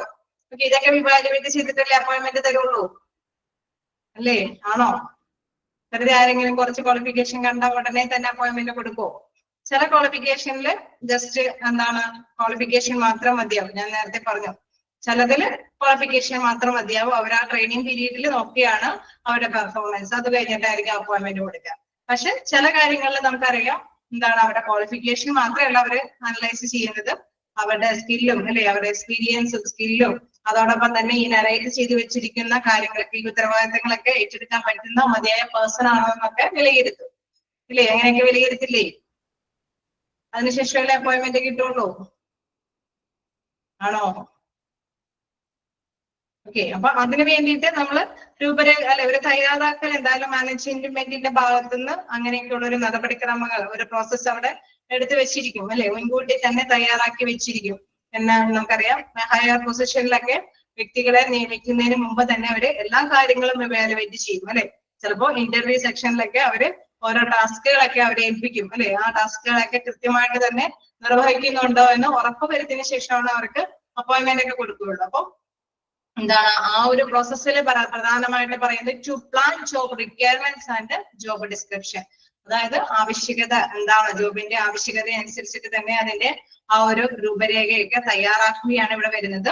അതോടൊപ്പം തീർച്ചയായിട്ടും ആ അനലൈസേഷൻ എന്ന നടപടികൾ വരുമ്പോൾ ജോലിയെ കുറിച്ചിട്ട് നല്ല രീതിയിലുള്ള അനലൈസേഷൻ നടത്താൻ വേണ്ടിയിട്ട് അവർക്ക് മതിയായ ട്രെയിനിങ്ങും സ്കില്ലും ക്വാളിഫിക്കേഷനും ഉണ്ടോ അല്ലെ, റെസ്പോൺസിബിലിറ്റി ഒക്കെ ചെയ്യാൻ കഴിവുകളുണ്ടോ എന്നൊക്കെ നല്ല രീതിയിൽ ഇവാലുവേറ്റ് ചെയ്യും. അങ്ങനെ വ്യത്യസ്ത തരത്തിലുള്ള രീതിയിലാണ് അവർ ഇവാലുവേറ്റ് ചെയ്യുക. ഇൻ കേസ് നമുക്കറിയാം ഫ്രഷേഴ്സിന്റെ ആവശ്യകതയുള്ളൂ എങ്കിൽ അല്ലെ, ജോബ് റിക്വയർമെന്റ്സ് ഫ്രഷേഴ്സിന് മാത്രം മതിയെങ്കിൽ അവര് ജസ്റ്റ് ക്വാളിഫിക്കേഷൻ ജസ്റ്റ് സ്കില്ല് മാത്രമേ അനലൈസ് ചെയ്യുള്ളൂ. അഥവാ കുറച്ചും കൂടി ഏബിൾ ആയിട്ടുള്ള പേഴ്സൺസിനെ കണ്ടെത്തേണ്ടതുണ്ടെങ്കിൽ അവര് ജോബ് ഡിസ്ക്രിപ്ഷൻ ഒക്കെ തയ്യാറാക്കി വെക്കും അല്ലെ, നരേറ്റ് ചെയ്ത് വെക്കും. ഇന്ന ഉത്തരവാദിത്തങ്ങളുണ്ട്, ഇന്ന ഡ്യൂട്ടീസ്, ഇന്ന ടാസ്കുകളൊക്കെ ഇദ്ദേഹം നിർവഹിക്കേണ്ടതുണ്ട്. അതെല്ലാം അവരെന്താണ് റിട്ടൺ അക്കൗണ്ട് ഫോമിൽ തന്നെ അല്ലെ, ഒരു രൂപരേഖയിൽ തന്നെ തയ്യാറാക്കി വെക്കും. ഇതനുസരിച്ചിട്ടൊക്കെ അവർക്ക് പെർഫോം ചെയ്യാൻ പറ്റുമെന്നൊക്കെ അനലൈസ് ചെയ്യാൻ വേണ്ടിയിട്ട്. ഓക്കെ, ക്ലിയർ ആയോ? ഇതൊക്കെ ചെറിയ ചെറിയ ക്വസ്റ്റ്യൻസുകളൊക്കെ വരാറുണ്ട്. ജോബ് ഡിസ്ക്രിപ്ഷനും അല്ലെ, ഇതൊക്കെ ജസ്റ്റ് അത് തന്നെ മനസ്സിലാക്കി തന്നെ പോവുക. ജോബ് റിക്വയർമെന്റ്സ് എന്ന് പറയുന്നത് job requirements are qualification and skills needed for a certain position. Job description എന്ന് പറയുന്നത് ഒരു നരേഷൻ ആണ് അല്ലെ. എന്താണ് general task other related duties and responsibility positions. JD എന്നൊക്കെ ജസ്റ്റ് ഒന്ന് കാണാറുണ്ട്, നിങ്ങൾ മനസ്സിലാക്കി വെക്കുക. എന്താണ് ജോബ് ഡിസ്ക്രിപ്ഷന്റെ ഒരു ഷോർട്ട് ഫോം ആണ് JD എന്നുള്ളത്. ദെൻ എന്താണ് ജോബ് അനലൈസിസ്. എന്താണ് അനലൈസിസിൽ പറയുന്നത് is the process of determining and recording all the relevant information about a particular job അല്ലെ. ഒരു പർട്ടിക്കുലർ ജോബിന്റെ അനലൈസേഷൻ ആണ് ഇവിടെ പ്രധാനമായിട്ടും, അതുമായി ബന്ധപ്പെട്ട റെക്കോർഡ്സും കാര്യങ്ങളാണ് ഇവിടെ പ്രധാനമായിട്ടും ചൂണ്ടിക്കാണിക്കുന്നത്. ഓക്കെ, ക്ലിയർ ആണോ? കുഞ്ഞു കുഞ്ഞു ക്വസ്റ്റ്യൻസ് ഒക്കെ ഉണ്ട് ഇവിടെ. സ്കിൽ ഇൻവെന്ററി എന്താണെന്നുള്ളതൊക്കെ ജസ്റ്റ് കാണാറുണ്ട്. അപ്പൊ അതൊക്കെ ഒന്ന് ജസ്റ്റ് അനലൈസ് ചെയ്ത് പോവുക. ഓക്കെ, ടെസ്റ്റിലൊക്കെ ഉൾപ്പെടുത്തി വരുമ്പോൾ നിങ്ങൾക്ക് അത് ഓക്കെ ആവും. ഓക്കെ, നമുക്കൊരു പോയിന്റും കൂടി ഉണ്ട്. ഓക്കെ ആണോ?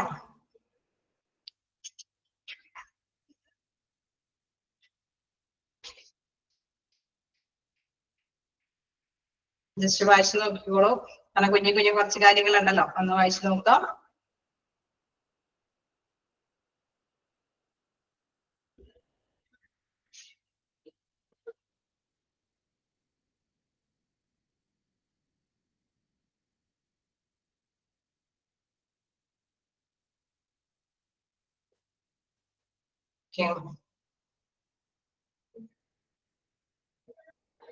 To plan job requirements and job descriptions.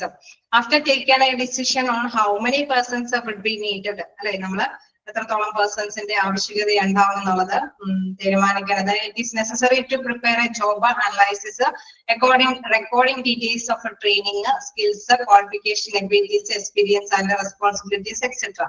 Okay, നമ്മള് ഇതൊക്കെ ഇങ്ങനെ അനലൈസ് വിലയിരുത്തേണ്ടതിനോടൊപ്പം തന്നെ പല കാര്യങ്ങൾ കൂടി ചിന്തിക്കേണ്ടതുണ്ട്. അതായത് അവരുടെ അല്ലെ recording details, training, skills, qualification അല്ലെ. ഇപ്പൊ ഓരോ വേക്കൻസികളും ഉണ്ടാവുമ്പോൾ ഈ ഓരോ അല്ലെ ക്ലീനിങ് സെക്ഷനിലെ വേക്കൻസി, നഴ്സിംഗ് സെക്ഷനിലെ വേക്കൻസി എന്നൊക്കെ പറയുമ്പോൾ തന്നെ അതില് ഈ വേക്കൻസികളിൽ ഇന്ന പേഴ്സൺസ് അല്ലെ. നമുക്കിപ്പോ ഓരോ നഴ്സുമാരെ തന്നെ എടുക്കുകയാണെങ്കിൽ നമുക്കറിയാം എന്താണ് എമർജൻസി സെക്ഷനിൽ വർക്ക് ചെയ്യുന്നവരുടെ അത്രയും ക്വാളിഫിക്കേഷൻ ജസ്റ്റ് അല്ലെ ഒരു വാർഡിലോ അല്ലെങ്കിൽ റൂമിലൊക്കെ കൈകാര്യം ചെയ്യുന്നവർക്ക് വേണ്ടി വരുമോ?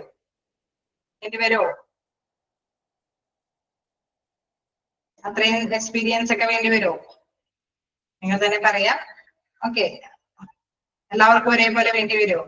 അതായത് എമർജൻസി ഡിപ്പാർട്ട്മെന്റിൽ എന്നൊക്കെ പറയുമ്പോൾ നമുക്കറിയാം അവർക്ക് ഇച്ചിരി കൂടി ക്വാളിഫൈഡ് ആയിരിക്കണം അല്ലെ. അങ്ങനെ തന്നെയല്ലേ? കുറച്ചും കൂടി എക്സ്പീരിയൻസ് വേണം അല്ലെ.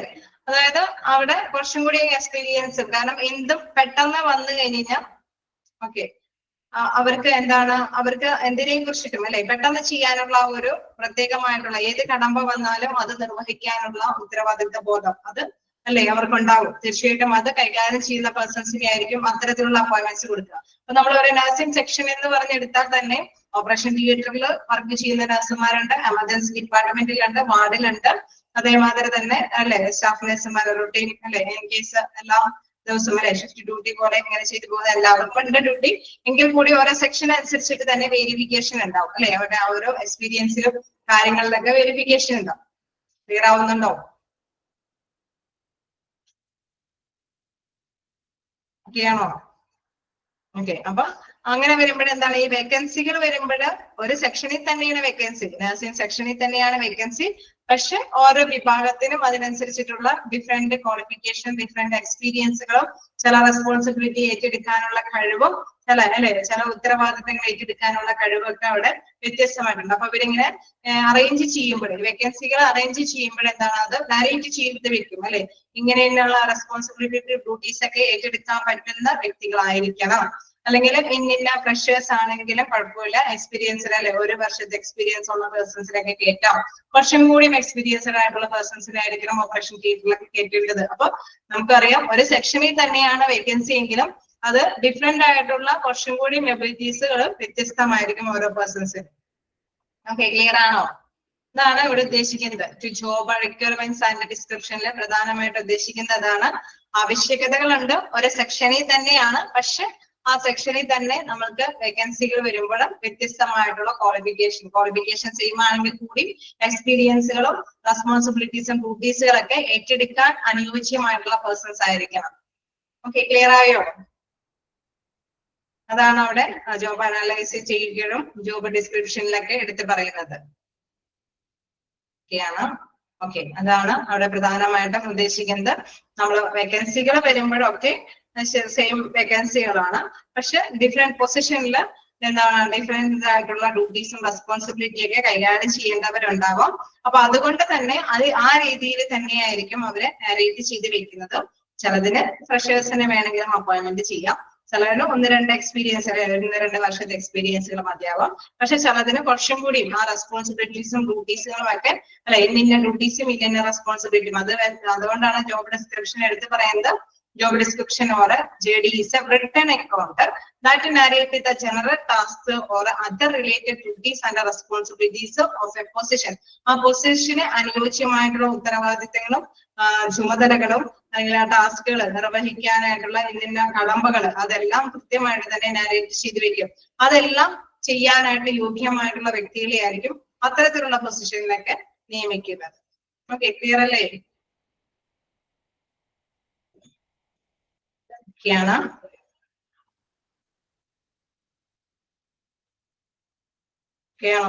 ഓക്കെ, നമുക്ക് നെക്സ്റ്റ് നോക്കാം. To develop human resource plan. Last point എന്താണ് മാനവവിഭവശേഷിയുടെ അല്ലെ നമുക്ക് റിസോഴ്സിന്റെ ഡെവലപ്മെന്റ് അല്ലെ വികസനം. അത് എന്താണ് ഉദ്ദേശിക്കുന്നത്? This is a propositive development and implementation of a human resources plan, which consists of finding out the sources of a labor supply in order to make an effective use of these sources. നമുക്കറിയാം ഈ ഒരു ഉറവിടം അല്ലെ, ഈ ഒരു ഉറവിടം എന്ന് പറയുമ്പോൾ കാണാവുന്ന ഉറവിടങ്ങളൊക്കെ കണ്ടെത്തിയിട്ട് നമുക്ക് ഈ അല്ലെ മതിയെ നമുക്കറിയാം നമ്മുടെ കയ്യില് നിലവിലുള്ള ജീവനക്കാരുടെ സ്കിൽ ഇൻവെന്ററി ഒക്കെ ഉണ്ട് അല്ലെ, അതൊക്കെ ഇവാലുവേറ്റ് ചെയ്ത് അനുയോജ്യമായവരെ സപ്ലൈ ചെയ്യാൻ പറ്റുമോ. ഇൻ കേസ് നമുക്കറിയാം അവിടെ തന്നെ വർക്ക് ചെയ്ത് ചിലപ്പോഴാണെങ്കിൽ കുറച്ച് നാളത്തേക്ക് ലീവ് ചെയ്ത് പോയവര് വീണ്ടും വരാനൊക്കെ ആയിട്ടുള്ള കാര്യങ്ങളൊക്കെ ഉണ്ട് അല്ലെ. അപ്പൊ പലതരത്തിലുള്ള ഉറവിടങ്ങൾ ഉണ്ടാവാം ഈ വേക്കൻസികളൊക്കെ ഫില്ല് ചെയ്യാനായിട്ട്. അപ്പൊ അത്തരത്തിലുള്ള വേക്കൻസികൾ കൃത്യമായിട്ട് തന്നെ അനലൈസ്, ആ ഒരു വേക്കൻസി ഫില്ല് ചെയ്യാനായിട്ടുള്ള ഉറവിടങ്ങളെ കണ്ടെത്തുക. The first thing therefore is to decide on the policy. Should the personnel be hired from within through promotional channels or should it to be obtained from an outside source? അപ്പൊ നമ്മൾ കണ്ടു അല്ലെ, നമ്മൾ നേരത്തെ skill inventory ഒക്കെ കണ്ടപ്പോൾ നമ്മൾ പറഞ്ഞു ഈ വേക്കൻസികളൊക്കെ നിർണ്ണയിക്കുമ്പോൾ സ്കിൽ ഇൻവെന്ററി കൂടിയൊക്കെ നമ്മൾ ഇവാലുവേറ്റ് ചെയ്യണം എന്നൊക്കെ പറഞ്ഞു. ഇവിടെ ഇത് തന്നെയാണ് എടുത്ത് പറയുന്നത്. ഈ സോഴ്സ് അല്ലെ, ഈ വേക്കൻസികൾ ഫില്ല് ചെയ്യാനുള്ള സോഴ്സുകൾ ഉറവിടങ്ങൾ കണ്ടെത്തുമ്പോൾ ആദ്യം തന്നെ ഇമ്പോർട്ടന്റ് ആയിട്ട് എടുക്കേണ്ടത് എന്താണ് അല്ലെ, ഇപ്പോൾ അതിലെ പ്രധാനപ്പെട്ട നയം എന്തായിരിക്കണം?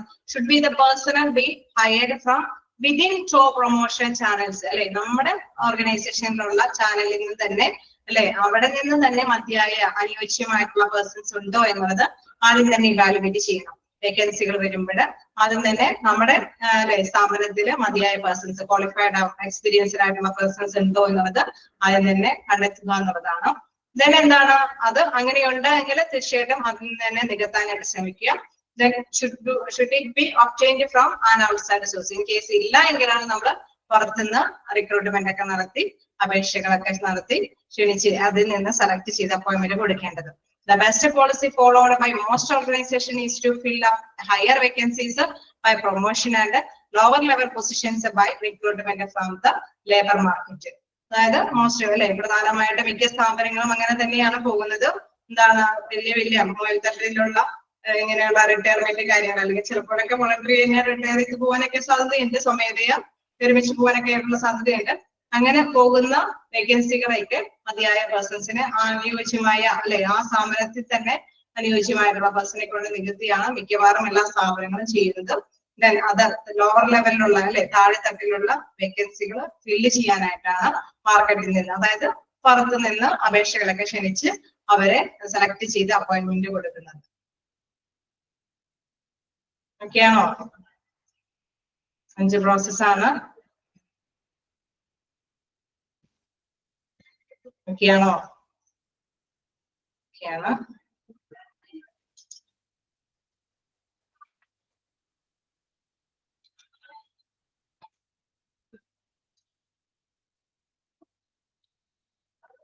ഓക്കെ, എന്തെങ്കിലും ഡൗട്ടുകളുണ്ടോ?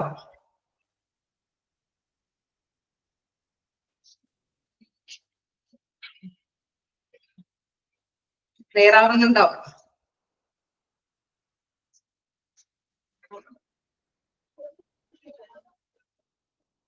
എന്തെങ്കിലും നിങ്ങൾ പറയാട്ടോ. ഓക്കെ അല്ലേ? ഓക്കെയാണ്, ക്ലിയർ ആണ്. Okay okay.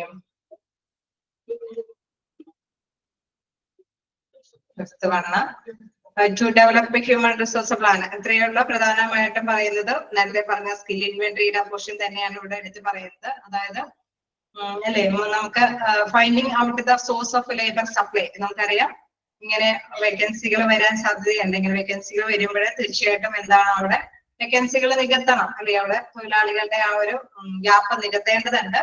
ആ ഗ്യാപ്പ് നികത്താനായിട്ട് പൊതുവെ നമ്മൾ എന്താണ് നമ്മള് ഉറവിടങ്ങൾ കണ്ടെത്തുന്നത് ആദ്യം തന്നെ നിലവിലുള്ള സ്ഥാപനത്തിൽ അനുയോജ്യരായിട്ടുള്ള പേഴ്സൺസ് ഉണ്ടോ എന്നുള്ളത് കണ്ടെത്തണം അല്ലെ.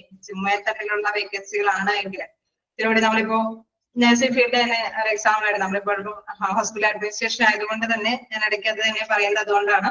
നഴ്സിംഗ് ഫീൽഡിൽ തന്നെയുള്ള അല്ലെ ഒരു വേക്കൻസി തന്നെയാണ്. ഇൻ കേസ് നമ്മൾ നേരത്തെ പറഞ്ഞ എമർജൻസി ഡിപ്പാർട്ട്മെന്റിലൊക്കെ കൂടി ക്വാളിഫൈഡ് ആയിട്ടുള്ള പേഴ്സൺസ്, എക്സ്പീരിയൻസ്ഡ് ആയിട്ടുള്ള പേഴ്സൺസിനൊക്കെ നികത്തേണ്ടി വരും അല്ലെ. അവിടെയൊക്കെ വേക്കൻസി വരികയാണെങ്കിൽ അങ്ങനെയുള്ള വ്യക്തികളെ കണ്ടെത്തേണ്ടതായിട്ട് വരുന്നു. അപ്പൊ അവിടെ ഒരുപാട് നാള് വർക്ക് ചെയ്ത സ്റ്റാഫ് നഴ്സുകൾ അല്ലെ, അനുയോജ്യരായിട്ടുള്ള എക്സ്പീരിയൻസ്ഡ് ആയിട്ടുള്ള പേഴ്സൺസ് ഉണ്ട് എന്ന് കണ്ടാൽ എന്താണ് എമർജൻസി ഡിപ്പാർട്ട്മെന്റിലേക്ക് അവരെ ട്രാൻസ്ഫർ ചെയ്യാം അല്ലെ, അങ്ങോട്ടേക്ക് ഷിഫ്റ്റ് ചെയ്യാം. ദെൻ എന്താണ് നമുക്കറിയാം, ജസ്റ്റ് ഫ്രഷേഴ്സിനെ അപ്പോയിന്റ്മെന്റ് ചെയ്ത് അവർക്ക് ട്രെയിനിങ് കൊടുക്കുന്ന വേക്കൻസിയാണ് അല്ലെ, താഴെ ലെവലിലുള്ള വേക്കൻസികളായിട്ട് വരുന്നത്. അവിടേക്ക് വേണമെങ്കിൽ പുറത്തു നിന്ന് നമുക്ക് സെലക്ട് ചെയ്ത് അപ്പോയിന്റ്മെന്റ് കൊടുക്കാം.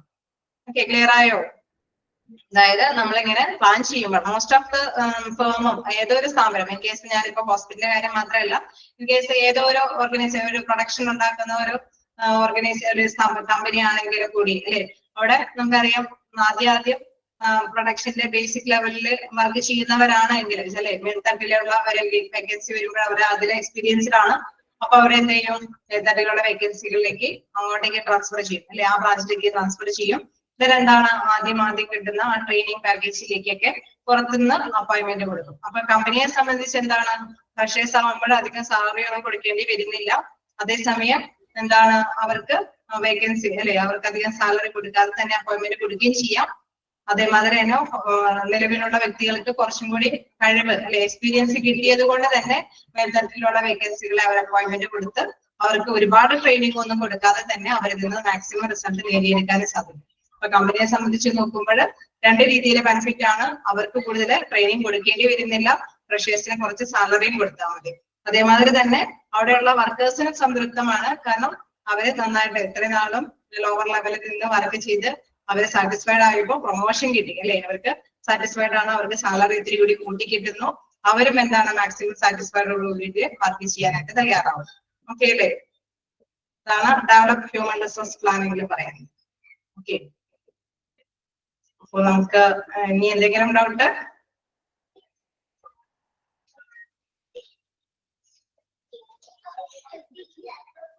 എന്തെങ്കിലും ഡൗട്ട് ഉണ്ടോ?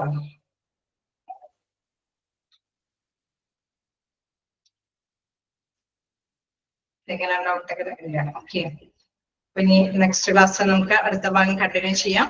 എല്ലാവരും വായിച്ചു നോക്കണം കേട്ടോ. ഇന്ന് എന്തെങ്കിലുമൊക്കെ നോട്ട് ചെയ്ത് വെക്കാനുണ്ടെങ്കിൽ ഒക്കെ നോട്ട് ചെയ്ത് വെക്കാം. Okay, thank you.